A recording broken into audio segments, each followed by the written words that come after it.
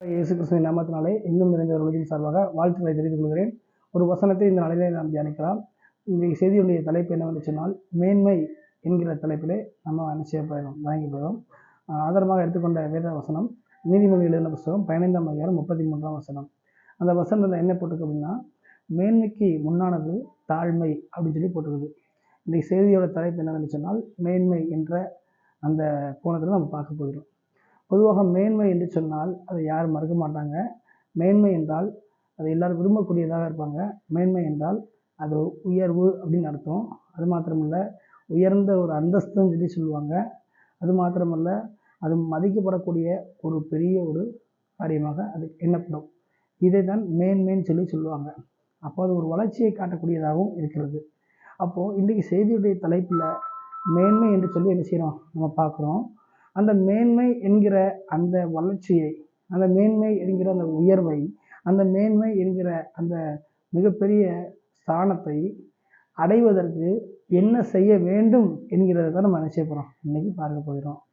மேன்மைக்கு முன்னானது தாழ்மை. இன்றைக்கி வாழ்க்கையில் அனைவர் பார்த்திங்கன்னா, உலக பிரகாரமாக ஒரு தொழிலில் என்ன செய்வாங்க, வளர்ச்சி அடைந்து மேன்மையாக காணப்படுவாங்க. அல்லது ஒரு கல்வி அடிப்படையில் மேன்மையாக காணப்படுவாங்க. விளையாட்டுத்துறையில் ஒரு மேன்மையான இடத்தை பெற்றிருப்பாங்க. இன்னும் ஊழியத்தில் பார்த்திங்கன்னா மேன்மையான ஒரு இடத்துல வளர்ந்துருப்பாங்க. அதுக்கு பின்பாக பல காரணங்கள் சொல்லப்பட்டாலும் ஆண்டவருடைய வார்த்தையின்படி பார்க்கிற பொழுது அது ஒரு வகையில் அவங்க தாழ்மையாக இருந்ததுக்கு ஒரு காலத்தில் இருந்திருப்பாங்க. அந்த தாழ்மைக்கு ஒரு ஆசீர்வாதத்தின் பலனாக அந்த மேன்மை கிடைச்சிருக்கிறது. சரி, நம்ம பார்க்குறோம். இப்போ இந்த உலகத்தில் இப்படிப்பட்ட ஒரு மேன்மையான காரியங்கள் பார்த்தாலும் கூட, கர்த்தருக்கு முன்பாக அல்லது கர்த்தரின் பார்வையில் மேன்மை பெற என்ன செய்ய வேண்டும் அப்படிங்கிறத நம்ம இன்றைக்கி பார்க்க போகிறோம். உலக பிரகாரமான காரியத்தில் நம்ம மேன்மையாக வர்றது ஒரு முறை இருக்கட்டும்.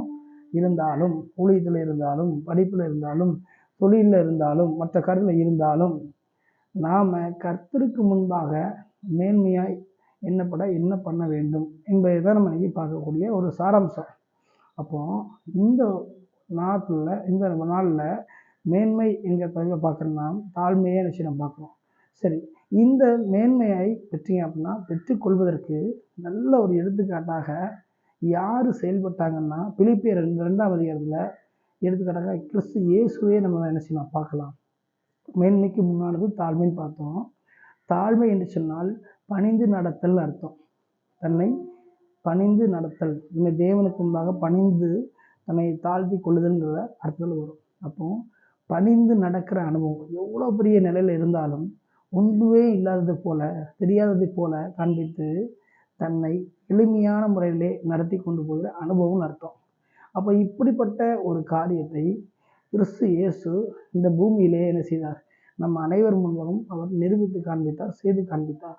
பாருங்கள், உலகத்தில் தாழ்மையாக இருந்தாங்க, மேன்மையாக வந்தாங்க, வளர்ச்சி அடைஞ்சாங்கன்னா அது வேறு. ஆனால் கல்வித்துறையில் அப்படி பண்ணாங்கன்னா அது வேறு. அடுத்த ஊழியத்தில் தாழ்மையாக இருந்தாங்க, மேன்மையாக இருந்தாங்கன்னா அது வேறு. ஆனால் கர்த்தருக்கு முன்பாக ஒரு மனுஷியோ மேன்மையாக பார்க்கப்பட வேண்டும் என்று சொன்னால் அதற்கு ஏற்ற தாழ்மைன்னு ஒன்று இருக்குது. அந்த தாழ்மைக்கு அடையாளம் யாருன்னா கிறிஸ்து இயேசு தான்.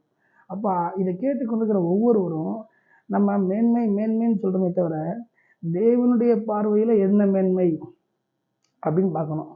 உலகத்தின் பார்வையில் மேன்மை, அவங்க பார்வையில் மேன்மை அப்படின்னு மற்ற மனிதர்கள் முன்பாகவே அவங்க பார்வையிலே மேன்மைன்னு பார்த்துட்டு தான் இருக்கிறோமே தவிர, கர்த்தருடைய பார்வையில் எது மேன்மை, அந்த மேன்மையில் போகணும்னா என்ன தாழ்மையாக இருக்கணும், எப்படி இருக்கணும் அப்படிங்கிற அந்த நிலையில் தான் நம்ம அன்றைக்கி தியானிக்க போகிறோம். அதுக்கு எடுத்துக்காட்டாக தான் கிறிஸ்து இயேசுவை நம்ம என்ன செய்கிறோம், எடுத்துக்காட்டாக பிலிப்பியர் 2ஆம் அதிகாரத்தில் போட்டிருக்கோம். அவர் தேவனுடைய பார்த்தீங்க அப்படின்னா ரூபமாக இருந்தும் தேவனுக்கு சமமாக இருப்பதை அவர் பெருமையாக எண்ணாமல் மரண பரியந்தமும் தன்னை தாழ்த்தினார். அந்த தாழ்மை ஏதோ ஒரு நாள் வந்தது, 2 நாள் வந்தது, 10 நாள் வந்தது அப்படி இல்லை. வாழ்நாள் ஃபுல்லாக மரண பரியந்தம் மட்டும் தன்னை மிகவும் தேவனுக்கு முன்பாக தாழ்த்தினார், பணிந்து கொண்டார், எளிமையாக இருந்தார், எளிமையை வெளிப்படுத்தினார். இப்படிப்பட்ட ஒரு ஆவிக்குரிய ஒரு மனத்தாழ்மையை கிறிஸ்து இயேசு இருந்ததினால வெளிப்படுத்தும் நிமித்தம் அவர் பார்வையில் தேவனுடைய பிதாகிய தேவனுடைய பார்வையில் இப்படி என்னப்பட்டார்னா, வானம், பூமி, கீழ் உலகம் எல்லா அண்ட சராசரத்துக்கும் பார்த்தீங்க அப்படின்னா இயேசு கிறிஸ்து என்கிற நாமத்தை தான் ரட்சிப்பாக ஒரு மேன்மையாக தொழுது கொள்ள வேண்டும் என்ற கட்டளை கொடுத்தார். அப்போ இப்படிப்பட்ட ஒரு மேன்மையான ஒரு நிலையை கிறிஸ்து இயேசு பெற்றுக்கொண்ட காரணம் அவர் தன்னை தாழ்த்தின தாழ்மை தான். அப்போ நாமும் இதை கேட்கிற பார்க்கிற இதை அறிந்து கொள்கிற நாமும் தேவனின் பார்வையில் எது மேன்மை, அந்த மேன்மையை பிறகு நம்ம எந்த மாதிரியான தாழ்மையை அனுபவிக்கணும் செய்யணும், எதை பின்பற்றணுங்கிறத தெரிஞ்சுக்கணும். நீ ஊழியம் பண்ணலாம், வேலை பார்க்கலாம், கல்வி அடிப்படையில் இருக்கலாம், அல்லது கல்லூரியில் இருக்கலாம், ஒரு தொழிலாளியாக இருக்கலாம், ஒரு முதலாளிகிட்ட வேலை பார்க்கலாம். எப்படி இருந்தாலும் தேவனின் பார்வையில் எது மேன்மை, அந்த மேன்மையை பெற எந்த மாதிரியான தாழ்மையை நாம் கற்றுக்கொள்ள வேண்டும் என்பதை தான் நம்ம இன்னைக்கு என்ன செய்கிறோம் பார்க்குறோம். எடுத்துக்காட்டு ஜீசஸை பார்க்குறோம். அப்போ இப்படிப்பட்ட இந்த ஒரு காரியத்தை இன்னைக்கு ஏன் பார்க்குறோம்னா, இந்த கடைசி நாட்களில் தாழ்மையானது, தேவன் எதிர்பார்க்கிற தாழ்மையானது அநேகருக்கு இல்லை. அநேகருக்கு தாழ்மையான என்னென்ன புரிய மாட்டேங்குது. அவங்க என்னென்னமோ பண்ணுறாங்க சொல்கிறாங்க. அப்படி இல்லை. நாம் என்ன செய்யணும்னா, தேவனின் பார்வையில் மேன்மையாக இருக்க என்ன செய்ய வேண்டும், அதற்கு எப்படிப்பட்ட தாழ்மையை அணிந்து கொள்ள வேண்டும் என்கிறதை புரிந்து கொண்டு இயேசு கிறிஸ்துவை எடுத்துக்காட்டாக முன்வைத்து அவரை பின்பற்றி அவர் அடைந்த அந்த நிலையை அடைந்து கொள்ள வேண்டும் என்று தான் நம்ம நினைச்சிடறோம், நீ சொல்லிக் கொடுக்குறோம்.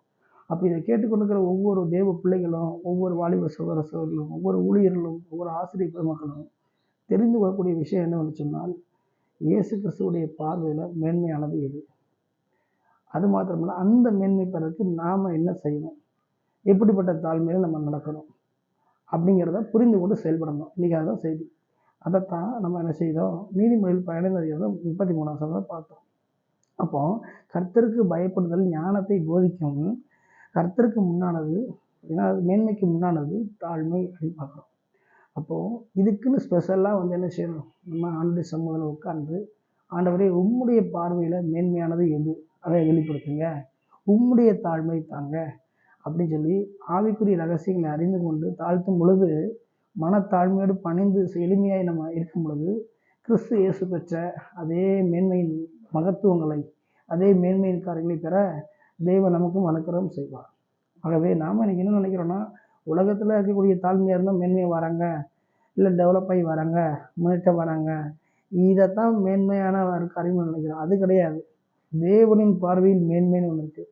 அந்த ஒரு மேன்மையை பெற அதுக்கு ஏற்ற தாழ்மைன்னு இன்னொன்று இருக்குது. அதை அடைந்து கொண்டாதான் தேவன் பார்வையில் மேன்மைங்கிற அந்த இதில் பெற முடியும். அதுக்கு ஏற்ற தாழ்மையை செய்தால்தான் அந்த நிலையை அடைய முடியும். ஆகவே இதை கேட்டுக்கொள்கிற ஒவ்வொருவரும் தேவனின் பார்வையில் இப்படிப்பட்ட மேன்மை பெற வேண்டும் என்று சொல்லி புரிந்து கொண்டு அந்த மேன்மையை அடைந்து கொண்டு இருக்க வேண்டும், தொடர்ந்து தாழ்மையை தரித்திருக்க வேண்டும் என்று சொல்லி உங்கள் அனைவரையும் நாங்கள் நினைக்கிறோம், இதை கேட்டுக்கொள்கிறோம். விசேஷமாக இந்த மேன்மையை பெற நம்ம அனைவரும் தேவன் எதிர்பார்க்கிற தாழ்மையை தரித்து கொள்வோம். தேவன் பார்வையில் எது மேன்மை என்பதை கண்டுபிடித்து அதன்படி நம்ம செயல்படுவோம். தொடர்ந்து இந்த காரியங்களை பெற்றுக்கொண்டு இயேசு கிறிஸ்துவை மையமாக வைத்துக்கொண்டு அவரை பின்பற்ற வேண்டும் என்று சொல்லி எங்கும் நிறைந்தவர்களையும் உங்களை வாழ்த்துகிறது. ஆமேன்.